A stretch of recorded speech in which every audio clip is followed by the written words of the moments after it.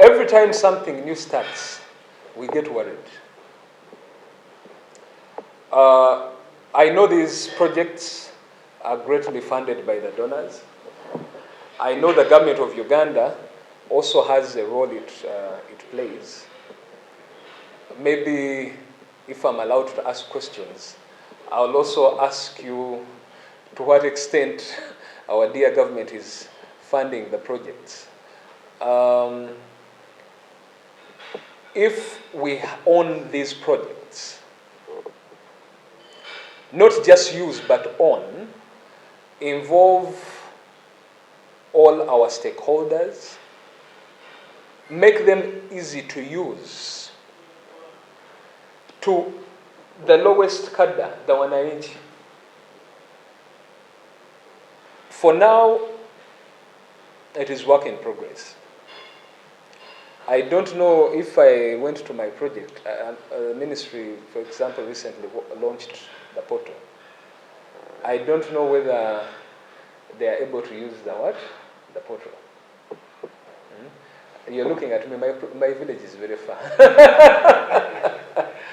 But why I'm talking about owning, the work that you're doing is meant for the ordinary Ugandan, not just for the stakeholders, not just for government of Uganda.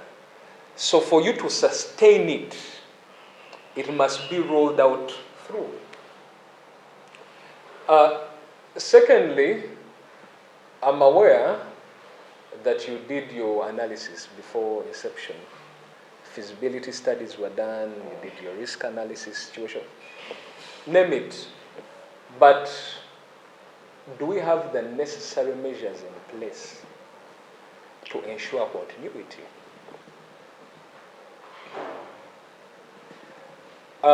This project is not permanent. I'm very sure it has timelines. It may evolve into something else, but set up as it is, you will advise on the phases.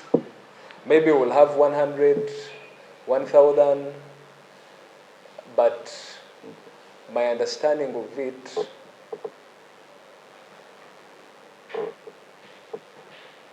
one, ownership, two, the risk, the risk factor, how it is handled, and of course, how you're able to traverse the cultural resistance. I'm sure you know there has been resistance. We have stereotypes. We have people who still want to do things in a certain way. And this is not just restricted to the wananchi, but even within the stakeholders. Have the stakeholders fully bought in? Then, of course, there's also the issue of transparency. How transparent are we?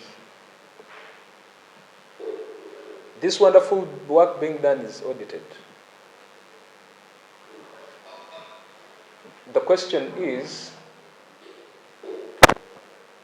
how transparent are we in the audits?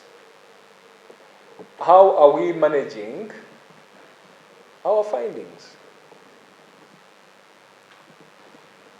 Especially the corrective action, if any. For you to sustain something, anything in life, there are certain basics that you need to have before you go to the superficial. So I will ask at a certain point, maybe I should now. How many phases do we have to go?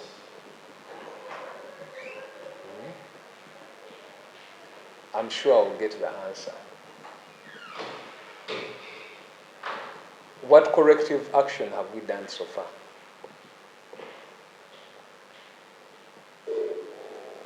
Then as far as ownership is concerned, how have we simplified our work for everybody to understand beyond the elites?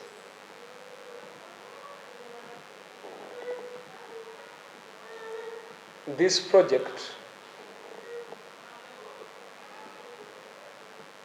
like I said, is part of a key aspect of life. We're talking about land. I know it touches other aspects, but I'll restrict myself to land. We have issues of women's rights, for example. And my focus now is on the rural. Not just the what? Not just the urban. For this to be sustainable, it has to be easily understood and simplified. Can I say that it is easily understood and simplified? To a fair extent.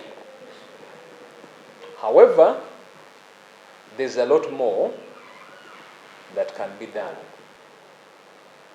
Uganda has a population, in my opinion, because I don't want to become part of that recent circus, in my opinion, of over 50 million people. Now, we have only 22 zonal offices. I believe there's need to create more centers where this system is used.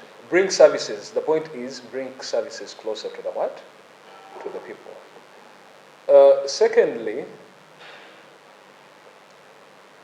I talked about simplicity, to simplify. Can we have, for example, use of other languages beyond English?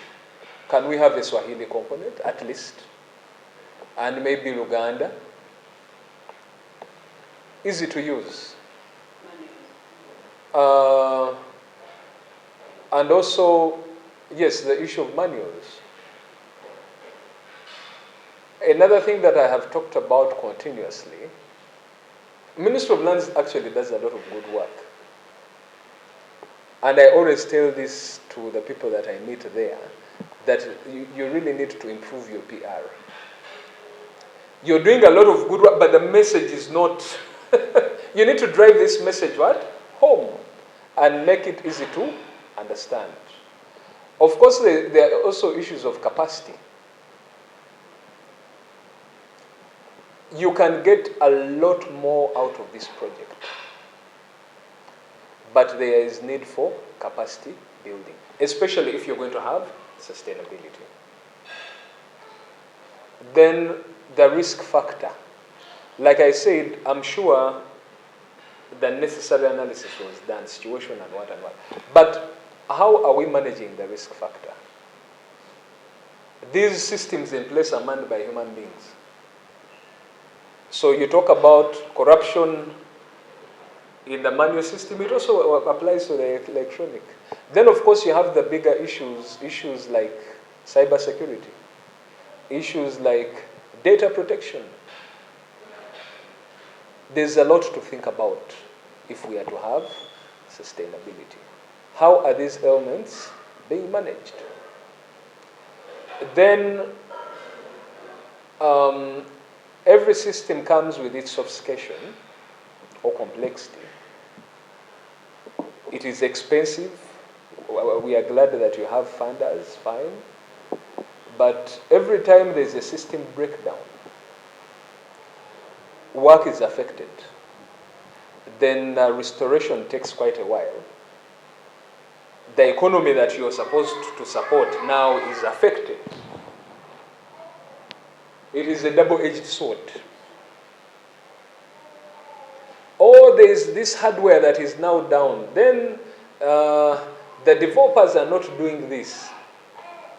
So we ask ourselves, do we actually own These things, though, they are owned by an alien somewhere. And is our information safe?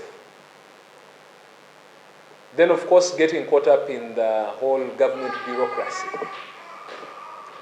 Yet, from the interface, the government of Uganda is making quite a bit.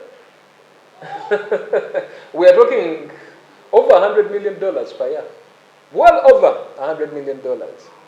So, as a taxpayer, as a legal practitioner, this is a humble appeal, not just to Ministry of Lands, but to Government of Uganda.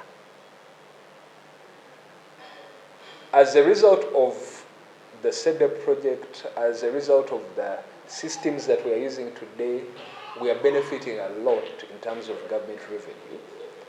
But we need to feed this cow that we are milking. We need to feed the cow. Because what we do, once we have the right system in place, we will increase innovation, we'll be able to manage risk, and we'll check these vices that come as a result of corruption, etc. And I hope the integration with the other MDAs can even be made faster.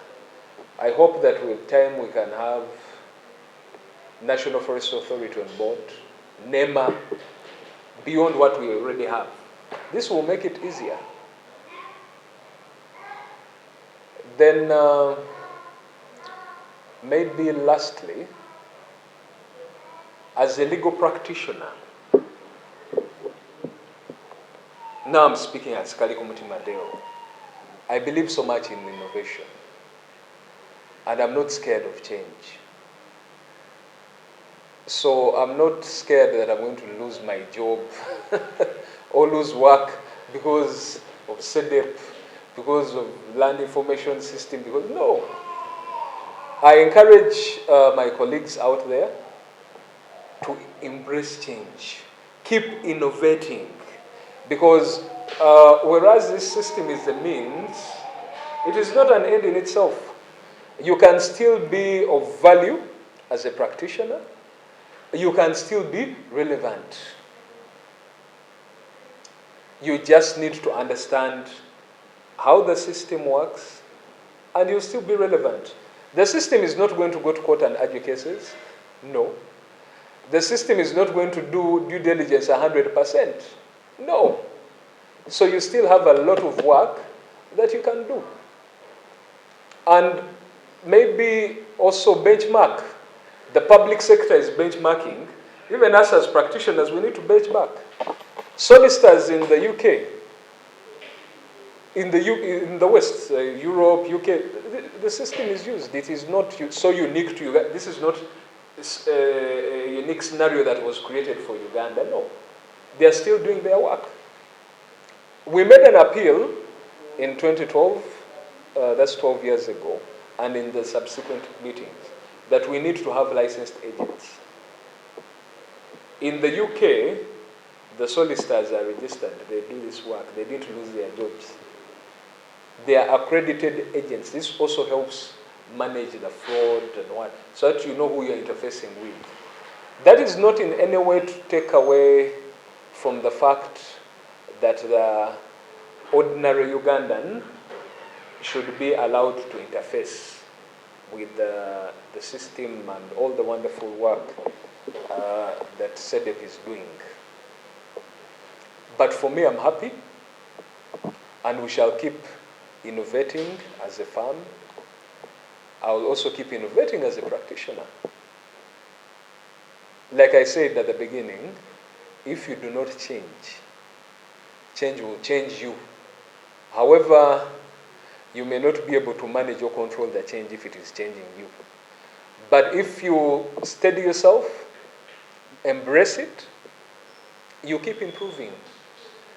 Of course, you will also be able to identify the gaps.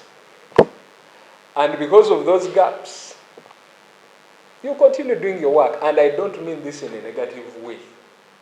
That is now to fill the void. In filling the void, you are still bringing value. I thank you. Thank you so much.